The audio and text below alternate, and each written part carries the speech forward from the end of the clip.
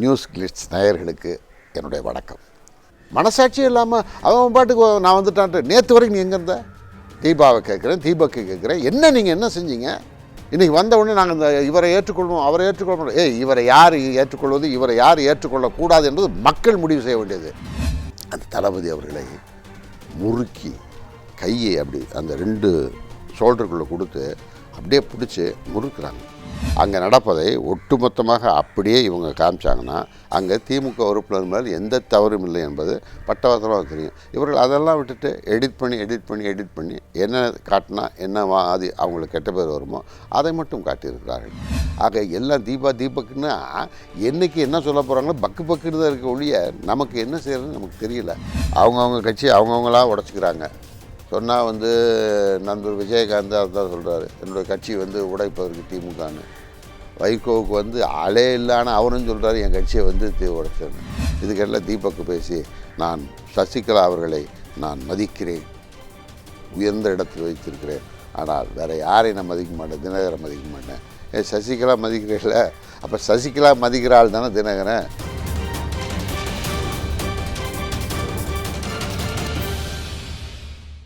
ஜெயலலிதா அண்ணன் மகள் தீபக் இவங்களோட திடீர் அரசியல் பிரவேசம் பற்றி உங்களோட கருத்து என்ன?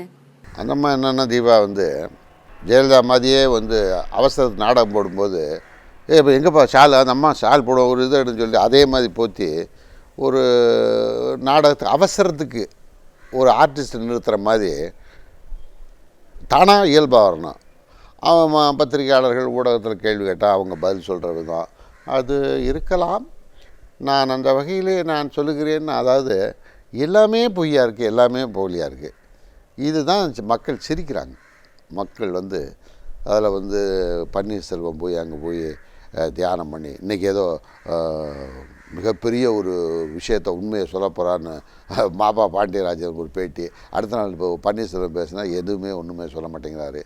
இதுக்கெல்லாம் தீபக்கு பேசி அதிமுகன்றது நான் சசிகலா அவர்களை நான் மதிக்கிறேன், உயர்ந்த இடத்தில் வைத்திருக்கிறேன், ஆனால் வேறு யாரையும் நான் மதிக்க மாட்டேன், தினகரை மதிக்க மாட்டேன். சசிகலா மதிக்கிறீங்கள, அப்போ சசிகலா மதிக்கிற ஆள் தானே தினகரன். அப்போ நீ சசிகலா மதிச்சேன்னா சசிகலா சொல்கிறது நீ கேட்டால் தினகரன் கேட்டு தானே ஆகணும். அப்போ அந்த அம்மா நாளைக்கு அந்த அம்மா சொன்னாங்கன்னா நான் தினகரன் என்ன இது யார் என்ன பேசுகிறாங்க என்பதே இல்லாமல் ஒரு சினிமாவை விட நாடகத்தை விடனா சினிமாவுக்காக எடுக்கிறார்கள். நாடகம் என்பது இது ஒரு கதையை ஜோடித்து அந்த நாடகத்திற்காக நாடகம் நடிக்கிறார்கள். ஆனால் யதார்த்த வாழ்க்கையிலே அதுவும் ஒரு நாட்டு பிரச்சனையில் எவ்வளவு பெரிய பிரச்சனை, எவ்வளவு ஒரு சிக்கலான விஷயம், அரசுன்றது எவ்வளோ பெரிய விஷயம், மக்களால் தேர்ந்தெடுக்கப்பட்ட அரசு, அந்த அரசில் எத்தனை பிரிவு இருக்குது, சட்டம் ஒழுங்கு நீதி எவ்வளவு பிரிவு இருக்குது, அவ்வளவு முடங்கி போய் நாடே நொறுங்கி போய் கிடக்கு, மக்கள் நொந்து போயிருக்காங்க. இந்த நேரத்தில் அவன் எடுத்துக்கிட்டு நான் தான் லீடர், நான் தான் இது அப்படின்னா இதுக்கு ஒரு தீர்வு வேணாமா? மனசாட்சி வேணாமா?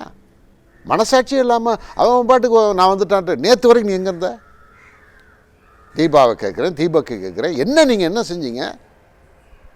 இன்றைக்கி வந்த உடனே நாங்கள் இந்த இவரை ஏற்றுக்கொள்வோம் அவரை ஏற்றுக்கொள்ளணும். இவரை யார் ஏற்றுக்கொள்வது, இவரை யார் ஏற்றுக்கொள்ளக்கூடாது என்பது மக்கள் முடிவு செய்ய வேண்டியது.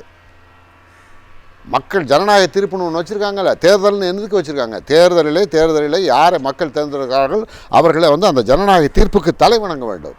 அதை நீ அந்த களத்தில் நீ சந்திக்கணும். இப்போ நீ ஓஷ்டத்துக்கு பேசிகிட்டு இருந்தனா அவர்கள் இஷ்டத்துக்கு பேசுறதுக்கு நாடு என்ன நாடா? இது என்னது இது? அதையெல்லாம் எண்ணி பார்க்கணும். மனசாட்சி உள்ளவர்கள் எண்ணி பார்க்க வேண்டும். சும்மா வாய்ப்பு கிடைச்சிருன்றதுக்காக எதை வேணாலும் பேசிடலாமா? சசிகலாவும் சரி, அவங்களோட கணவர் நடராஜனும் சரி, திமுக ஆட்சியை கவிக்க சதி செய்யுது அப்படின்ற குற்றச்சாட்டை நேரடியா முன் வைக்கிறாங்க. அதை பத்தி சொல்லுங்க. கட்சியை வெளியிலேருந்து உடைக்கிறேன் எல்லாரும் இப்படியே தான் சிதைந்து நீர்த்து போன கட்சியில் எல்லாரும் இதே தான் சொல்கிறாங்க. அவங்கவுங்க கட்சி அவங்கவுங்களா உடச்சிக்கிறாங்க. சொன்னால் நண்பர் விஜயகாந்த் அதுதான் சொல்கிறாரு, என்னுடைய கட்சி உடைப்பதற்கு திமுகன்னு. வைகோவுக்கு அலே இல்லான அவரும் சொல்கிறாரு என் கட்சியை உடைச்சேன்னு. அதான் சொல்லிட்டார், தளபதி தான் சொல்கிறார்ல, இது எங்களுடைய வேலை இல்லை, இது அவர்களுடைய உள்கட்சி பிரச்சனையை அவங்க பார்த்துக்குவாங்க, அதில் திமுக தலையிடாது. சட்டசபையில் உண்மையிலே என்ன நடந்தது? நம்பிக்கை வாக்கெடுப்பு சொல்லிட்டாங்க. நாங்கள் முன்னாடி போய் காத்திருக்கிறோம், தளபதி வர்றாரு. அப்போ அவங்க முதல்ல என்ன சொல்லியிருந்தாங்கன்னா, ஸ்ட்ரிக்டாக சட்டமன்ற உறுப்பினர்கள் மட்டும்தான் உள்ளே அனுமதிக்கப்படுவார்கள். சரி, இப்போ வந்து தளபதி வரும்போது தளபதி அவர்களோடு துரைமுருகன், பொன்முடி, ஏவாவேலு 4 பேருமே சட்டமன்ற உறுப்பினர்கள் வருகின்ற பொழுது 2 கிலோமீட்டருக்கு முன்னாலேயே தடுத்து நிறுத்தி, என்னங்க எம்எல்ஏஸ் போகலாமான்னு கேட்டதுக்கு இல்லை நாட்டாளருடன் நீங்கள் நடந்தான் போகணும்னு சொன்னோன்னே தளபதி அவர்கள் அங்கிருந்து நடந்து வந்தார். இந்த செய்தி உள்ளே இருந்த எங்களுக்கு கிடைத்த உடனே அனைவரும் கொதித்து போனோம். இப்போ அங்கேயே இவங்க பிரச்சனையை தொடர்ந்து நினச்சிட்டாங்க. உள்ளே வந்ததுக்கப்புறம் நீங்கள் இதில் பார்த்தீங்கன்னா சட்டப்பேரவையில் அராஜகம் நடந்து விட்டது, திமுக உறுப்பினர்கள் இப்படி பண்ணிட்டாங்க அப்படி பண்ணிட்டாங்க என்னென்னமோ இதுவரை வந்து இப்படி ஒரு சட்டப்பேரவை நாங்கள் பார்க்கல, அவங்களுடைய வேலையை காமிச்சிட்டாங்க திமுக அப்படின்ற மாதிரிலாம் சொன்னார்கள். அப்படி நடந்திருந்தால் அதிமுக உறுப்பினர்கள் ஒருவருக்காவது ஏதாவது காயம் ஏற்பட்டதா, இல்லை ஒருவரையாவது நாங்கள் இங்கிருந்து உறுப்பினர்கள் அவரை போய் வசைபாடினார்களா, இல்லை இங்கிருந்து ஏதாவது ஒரு பொருள் அவர்களிடம் விழுந்ததா? அடிபட்டது அத்தனையும் எங்களுடைய செயல் தலைவர் தளபதி உட்பட திராவிட முன்னேற்ற கழக உறுப்பினர்கள் தான், வேறு யாருமே கிடையாது. இந்த பிரச்சனை வந்ததுக்கப்புறம் அவங்க பாட்டு முன்மொழி ஆரம்பித்தார்கள். அவர்கள் பாட்டுக்கு பேச அவர்கள் தீர்மானம் நிறைவேற்ற இருக்கும்போது தான் நாங்கள் வந்து போராடி அதை தடுத்து நிறுத்துறதுக்காக போராடினோம். அறவழியில் போராடினோம், அவரவர்கள் இருக்கையிலிருந்து போராடினோம். இது திட்டமிட்டு காவலர்கள், அங்கே இருக்கின்ற காவலர்கள், சீருடை அணிந்த வெள்ளை உடை அணிந்த காவலர்கள் எங்களுக்கு தெரியும், ஆரம்பத்திலிருந்து நாங்கள் பார்த்து கொண்டிருக்கின்றோம். ஆனால் திட்டமிட்டு காவல்துறையைச் சேர்ந்த வெளியில் இருக்கின்ற அதிகாரிகள் உள்ளே வருகிறார்கள் இந்த வெள்ளுடை அணிந்து. ஆனால் இவர்கள் அதே வெள்ளுடையில் அவசரமாக தைக்கப்பட்ட வெள்ளுடை, அந்த வெள்ளை உடையிலே அங்கங்கு மாறுதல், அந்த பட்டன் கலர் மாதிரி இருக்குது, சட்ட கலர் மாதிரி இருக்குது. உள்ளே வந்தவர்கள்லாம் புதிதாக வந்தார்கள். இதில் நான் வந்து அவங்க ட்ரெஸ்ஸை போட்டு வரும்போதே நான் பார்த்துக்கிட்டேன், இது ஏதோ ஒரு நாடகம் மாதிரி நடக்குதுன்னு. எனக்கு அப்பயே வந்து நினைத்ததை முடிப்போன்ற படம்னு நினைக்கிறேன், எம்ஜிஆர் படம். அதில் கண்ணை நம்பாதே உன்னை ஏமாற்றும் அப்படின்னு ஒரு பாட்டு இருக்குது. அதில் ஒரு வரி வரும், காவலரே வேஷமிட்டு வேற்றுடையில் வந்தால் இந்த நாடு என்னாகும்னு. அது மாதிரி இந்த நாட்டை காக்க வேண்டிய காவலர்களே வேஷம் போட்டு உள்ளே வந்து ஜனநாயக படுகொலையை இந்த அரசும் இந்த அமைச்சர்களும் இந்த சபாநாயகரும் இந்த காவல்துறையும் செய்துவிட்டு மொத்த பழியையும் செயல் தலைவர் தளபதி மேலும் திமுக மேலும் போட்டால் இதை மக்கள் பார்த்து கொண்டு தானே இருக்கிறார்கள். அதில் அப்படியே சுற்றி வளைக்கிறாங்க. அந்த தளபதி அவர்களை முறுக்கி கையை அப்படி அந்த 2 ஷோல்டருக்குள்ளே கொடுத்து அப்படியே பிடிச்சி முறுக்கிறாங்க. அதனால் அவன் தளபதி அவர்களுக்கு உள்காயம் நிறைய பேர் ஏற்பட்டிருக்குது. சட்டை கிழிக்கப்பட்டு தாக்கப்பட்டு ஐபி போன்றவர்களெல்லாம் வந்து வேட்டியை அவிழ்த்து, அவர் உடல்நிலை சரியில்லாதவர், அவர் ரவிச்சந்திரன் ஒரு இந்த எழும்பூர் சட்டமன்ற உறுப்பினர் தாக்கப்பட்டார், கடுமையாக தாக்கப்பட்டார். எல்லாரும் திட்டமிட்டு கடுமையாக தாக்கப்பட்டார்கள். திமுக வேணுனே திட்டமிட்டு சபாநாயகரை தாக்கி சட்டமன்றத்துல அராஜகம் செஞ்சது அப்படின்னு அதிமுக சார்பில் சொல்லப்படுதே. நமக்கு வெளியிலேருந்து போகும்போதே மக்கள் அத்தனை பேரும் இதை சொல்கிறாங்க, ஒரு சரியான தீர்வு வேணும், அந்த தீர்வை நீங்கள் தான் கேட்கணும் அப்படின்னு. அப்போ அப்படி நிரூபிச்சுட்டு போயிடலாமே.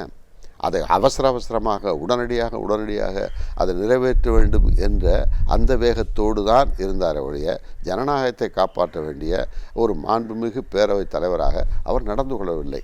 அதனால் உணர்ச்சி வசப்பட்டது. அது என்னாச்சுன்னா, அது இவர் சொல்லுகிற அளவுக்கு கொண்டு போய் தள்ளியது வந்து திமுக உறுப்பினர்கள், காவல்துறை தான் இந்த இந்த இந்த காயை நகர்த்தி இவர்களை கொந்தளிக்க வைத்து, யாரை எங்கு தொட்டால் இவர்கள் உணர்ச்சி வசப்படுவார்கள், அந்த வகையில் கொண்டு போய் இதை ஒரு ஒரு ஒரு கலாட்டாவை உண்டு பண்ண வேண்டும் என்கின்றதை திட்டமிட்டு செய்தது காவல்துறையும் அவர்கள்தான்.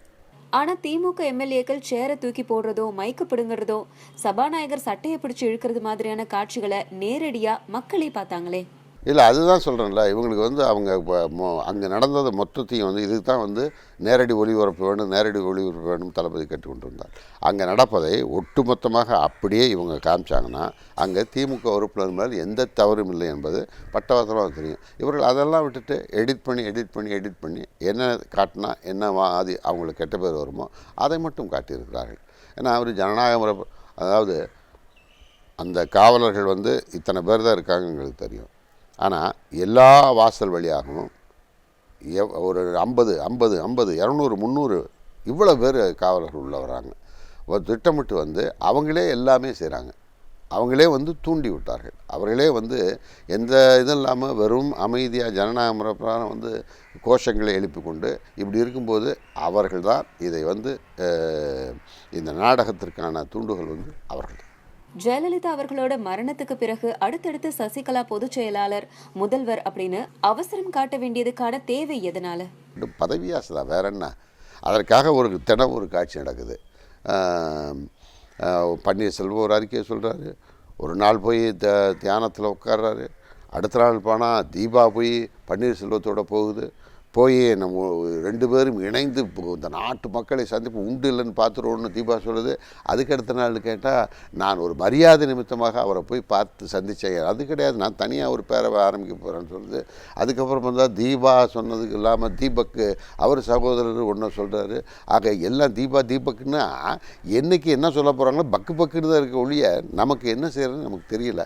அதில் ரொம்ப சாதாரண எளிமையான மக்கள் ஓட்டு போடுகின்ற அந்த நாளில் மட்டுமே சரி இந்த 5 வருஷம் என்ன பண்ணாங்க, இப்படி இருக்குது, சரி யாருக்கு பண்ணலாம் அப்படி என்று சிந்திக்கின்ற வெகுஜன மக்களுக்கு கூட நொந்து போய் விரக்தியின் எல்லைக்கே கொண்டு போய் விட்டது இந்த ஆட்சி, இந்த கட்சி, இந்த அதிமுகவுடைய நாடகங்கள் தான்.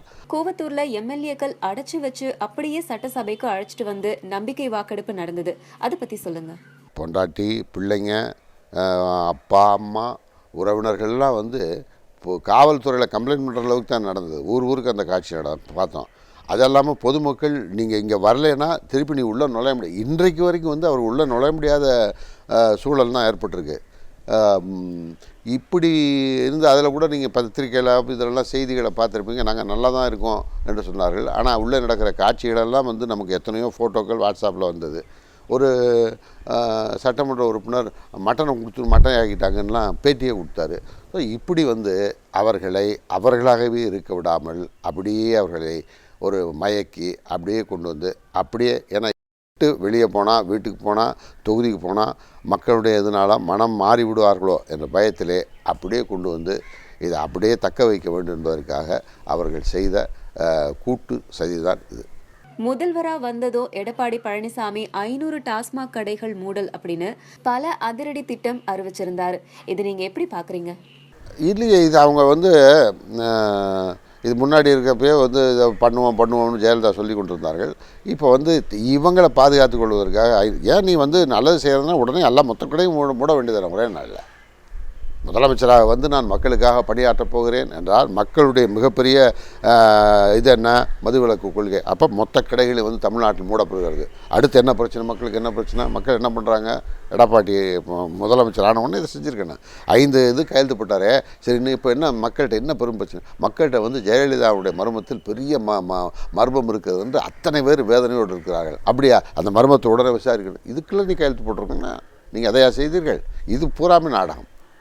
எப்படி சட்டப்பேரவையில் எப்படி ஒரு நாடகத்தை அவர்கள் அரங்கேற்றினார்களோ அதுபோல் இதுவும் ஒரு நாடகம், நாடகத்தில் ஒரு காட்சி. இப்படி இந்த காட்சிகள் மாறிக்கொண்டே இருக்கும், இது நடந்து கொண்டே இருக்கும். தமிழகத்தில் நடக்கிற அரசியல் குழப்பங்கள்ல சரியான முறையில் ஆளுநர் செயல்பட்டாரா? இல்லையா, அவரோட செயல்பாடு வந்து ஒரு சிறப்பு கவர்னராக இங்கே இருக்கார். இங்கே இருக்கும்போது இங்கே வந்து உடனே இதற்கான நடவடிக்கை அவர் எடுத்திருக்கணும். ஆனால் அவர் பாம்பேயில் இருந்தார். பாம்பேயில் இப்போ பெரிய பிரச்சனை இருந்தது. அப்போ அவர் அங்கே இருக்கும்போது பாம்பேயில் ஏதாவது கலவரம், ஏதாவது ஜாதி கலவரம், மத கலவரம், இல்லாட்டி அங்கே ஏதாவது ரொம்ப சென்சிட்டிவ் மேட்ரு எங்கே ஒன்றுமே இல்லாமல் இருக்கப்போ அங்கே உட்காந்துருக்கார் ஒரு வாரத்துக்கு. ஸோ இதெல்லாம் நம்ம வந்து எண்ணி பார்த்தா எங்கெங்கேயோ இப்போ பிரச்சனை, எங்கெங்கேயோ அவங்க வேலையை பார்த்து தான் இந்த செயலை நடத்திருக்காங்கன்னு தெரியுது. சசிகலா முதல்வரா பதவியேற்க போறதா சொன்ன போதே ஆளுநர் வெளியூர் போயிட்டாரு. நீதிமன்றமே சில நாட்கள்ல தீர்ப்பு வருதுன்னு சொன்னாங்க, அதை எப்படி பாக்குறீங்க? இது அவர்களுக்குள் நடக்கின்ற பேரங்கள். இந்த துண்டு போட்டு சந்தையில் விரல் பிடிச்சி பேரம் பேசுவாங்க, விரல்லே வந்து இது என்ன விலை அப்படின்னு. அந்த பேரங்கள் திகையவில்லைன்னு நினைக்கிறான். பேரங்கள் சரியாக முடிவுபடாதனால வந்து ஆளுக்கு இழுத்து கொண்டு ஆளுக்கு வந்து அவர்களுக்கு இருக்கிற பவரை காட்டிக்கிட்டு வேலைகள் நடத்தி கொண்டிருக்கிறார்கள். இதுக்கு பலியாகிறது யார்? மக்கள். இந்த மக்களை பலிகடாவாக்கி அவர்கள் தங்களை தக்க வைத்து கொள்ள, தங்களை பாதுகாத்து கொள்ள ஆடிய நாடகத்தில் பாதிக்கப்பட்டது தமிழக மக்கள்.